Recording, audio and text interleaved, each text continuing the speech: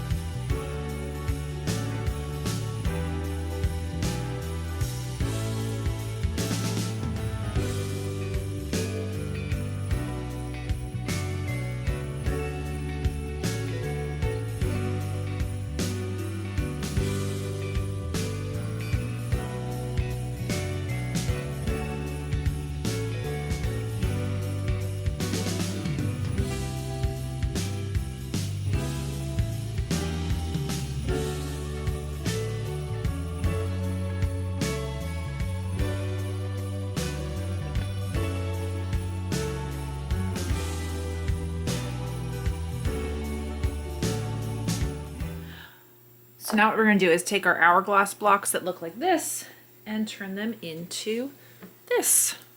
So I did a couple test blocks before because I wanted to make sure I was getting everything right so I wouldn't have issues like I did on the last quilt with things being off size, because I was very much going to run into that. So the book wants me to cut these into 4.25-inch squares, 3 across, 3 down, but I would need this block to be 12 3/4 to do that in its current state.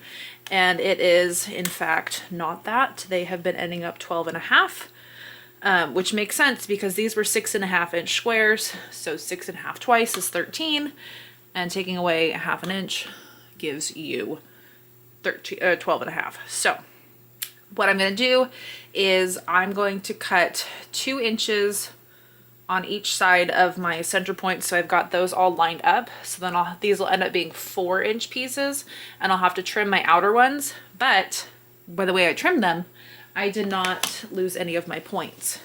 So I am happy with that because my points end up in here, and I can trim off the excess off this end. So let me show you the magic that I did. So here's my center point.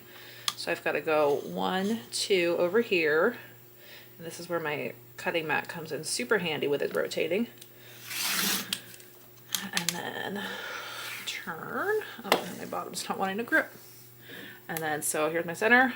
1, 2.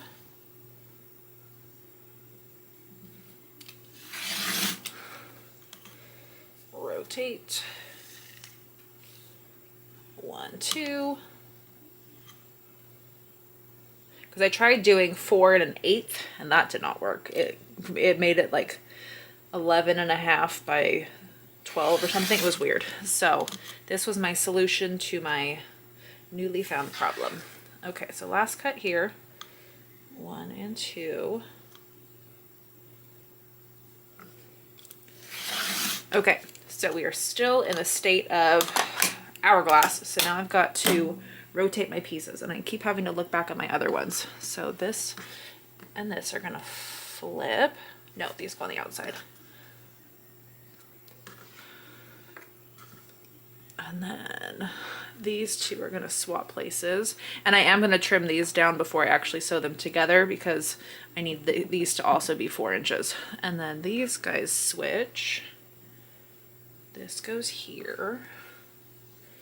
This one goes here. No, I keep messing this one up. This one's here. Because the long piece goes by this piece, and then this goes here. And so this is what it was supposed to look like. This is what the book has you do, but my problem came in with my super cute stripes, that if I had left this as it was, these would be in a different direction. So what I've been having to do is just take this block and rotate it as well. So then I still have my star in there. It's just, instead of my points being opposite, where it has the square with the opposite color points, it's those little star points match the block, which is totally fine. I think it looks cute still.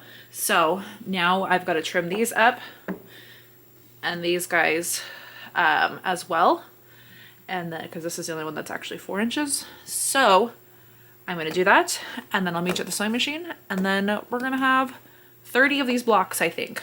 So that is our end result. So that's how I did it, and I'll see you soon.